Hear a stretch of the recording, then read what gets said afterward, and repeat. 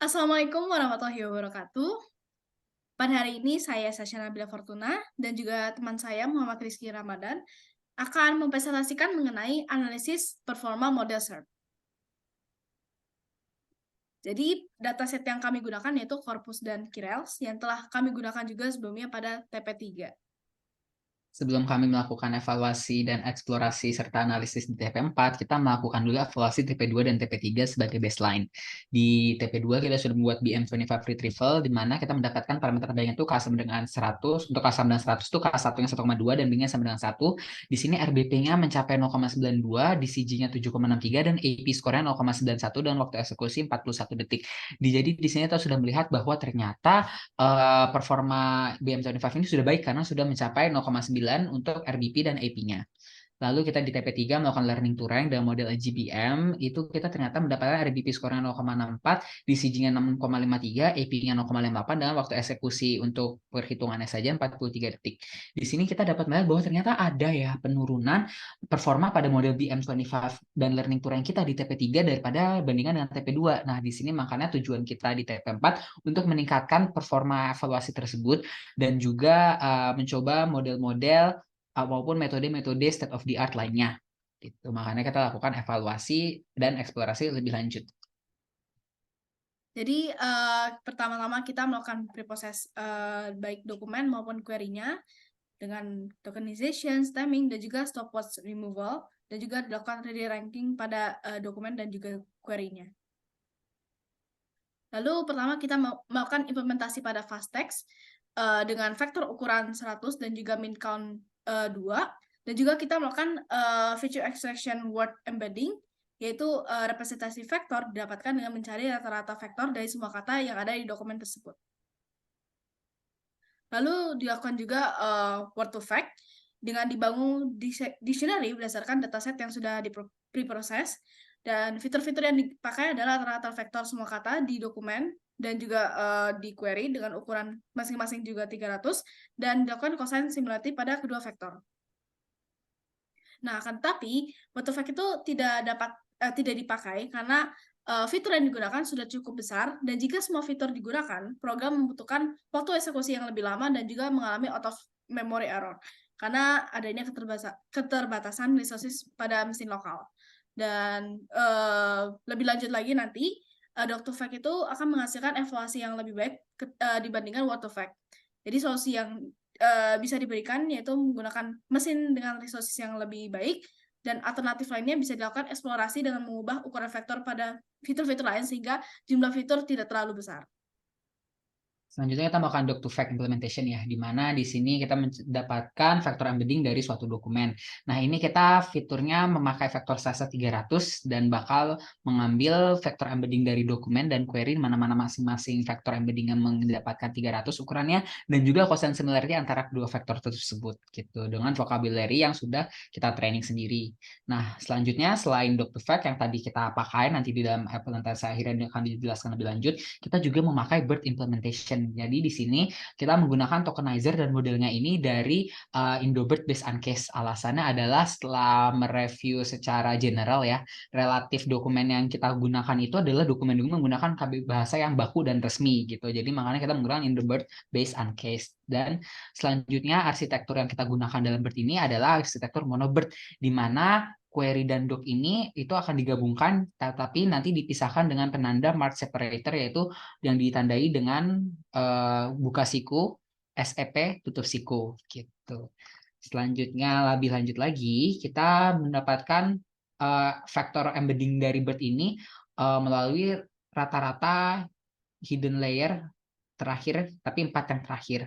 Nah, di sini banyak kemungkinan untuk mengambil vektor embedding tersebut. Salah satunya ada yang konkatenasi 4 layer terakhir, ataupun tadi kita menggunakan rata-rata. Nah, di sini kita menggunakan rata-rata karena fiturnya kita sudah cukup banyak di BERT ini karena menghasilkan 768 fitur.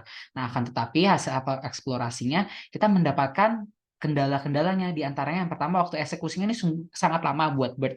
Kita memakan waktu untuk pada mesin lokal kita 7 sampai 9 jam, dan itu kita lakukan karena ternyata kita melakukannya melalui pasangan query docs. kita sudah mencoba melakukan batch ya, dengan mengatur batch-nya, tetapi mengalami kendala out of memory error saat dijalankan. Lebih lanjut lagi, seperti yang udah tadi kita bilang, fiturnya cukup besar yaitu 768. Jika dikombinasikan dengan fitur-fitur sebelumnya pada model lainnya, akan mengalami waktu eksekusi yang lama dan juga out of memory error juga gitu.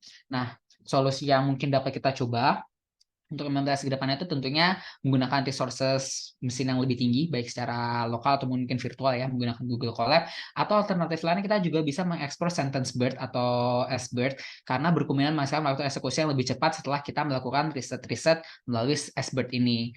Nah, oleh karena itu kami memutuskan untuk tidak memanfaatkan fitur dari mode bird ini untuk di-ranking karena waktu eksekusi yang lama, dan ini berdampak untuk kami eksplorasi lebih lanjut, fine tune dari bird ini sendiri, dan kombinasikan dengan fitur-fitur lainnya.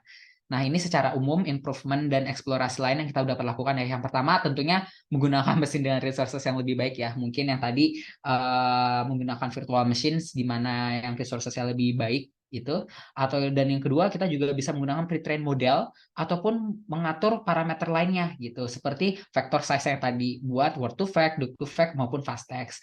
Dan yang terakhir kita juga coba bisa ide-ide lainnya seperti menggunakan dense passage retrieval maupun SBird gitu.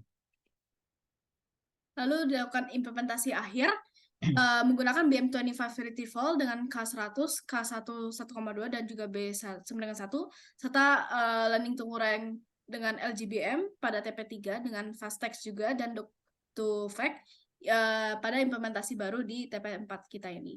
Fitur yang digunakan adalah LSI Vector Embedding pada query ukuran 200, LSI Vector Embedding pada dokumen ukuran 200, dan dilakukan consent similarity pada kedua LSI Vector Embedding. Lalu doc2fact vector embedding pada query ukuran 300, doc2fact vector embedding pada dokumen ukuran 300, dan juga dilakukan consent similarity antara kedua doc2fact vector embedding. Lalu fast text vector embedding pada query ukuran 100, fast text vector embedding pada dokumen ukuran 100, dan juga dilakukan consent similarity pada kedua fast text vector embedding dan jaka similarity antara dokumen dan query. Nah, meskipun demikian, kami juga melakukan eksplorasi, mencoba implementasi word to fact vector embedding dan BERT dengan rata-rata 4 hidden layer terakhir, tetapi tidak dipakai karena nilai evaluasi yang buruk, waktu eksekusi yang lama, dan juga out of memory error. Nah, ini perbandingan eksperimen yang kami lakukan, yaitu untuk baseline TP2 seperti yang dijelaskan, itu sudah sangat bagus ya, di mana RBP dan AP-nya mencapai 0,9, DCG-nya 7,63, dan aproksimasi waktu eksekusinya kurang dari 5 menit. Berikutnya untuk yang TP3, baseline-nya yang BM25 Retrieval dan ditambah learning turun LGBM dengan LSI Vector Embedding, itu kita mendapatkan 0,64, RBP-nya, DCG 6,53, AP skornya 0,58, dan aproksi waktu eksekusinya itu 30 menit. Lalu selanjutnya untuk kita melakukan BM25 plus learning turun LGBM dengan BERT model yang monobird tadi, ternyata kita mendapatkan RGB 0,54, DCG 6,12, dan AP-nya 0,50 dengan waktu eksekusi yang cukup lama ya, yaitu sekitar 7-9 jam. Lalu berikutnya kita juga lakukan BM25 plus LGBM, LSI, dan word to fact, hasilnya RGB 0,64, DCG-nya 6,50, AP-nya 0,58, dan waktu eksekusinya sekitar 2-3 jam. Lalu kita lakukan juga BM25 plus letter LGBM plus LSI plus doc to fact, didapatkan hasil RBP-nya 0,69, DCG 6,73, dan AP-nya 0,64 dengan waktu eksekusinya aproksimasi 2-3 jam. Terus kita yang terakhir implementasi akhir yang akhirnya kita gunakan yaitu BM25 plus letter LGBM, LSI vector embedding, doc to fact vector embedding, fast text vector embedding, kita mendapatkan RBP-nya 0,74, DCG-nya 7,06, dan AP-nya 0,68 dengan aproksimasi waktu eksekusi 2-3 jam. Nah, analisis dari eksperimen yang kita lakukan itu ternyata implementasi akhir yang kita gunakan yaitu yang BM25 plus letter LGBM plus LSI plus doc to fact plus fast text, ternyata nilai evaluasinya yang paling baik selain BM25, dan waktu eksekusi yang dilakukan itu cenderung tolerable karena bukan waktu eksekusi yang paling lama yaitu sekitar 2-3 jam.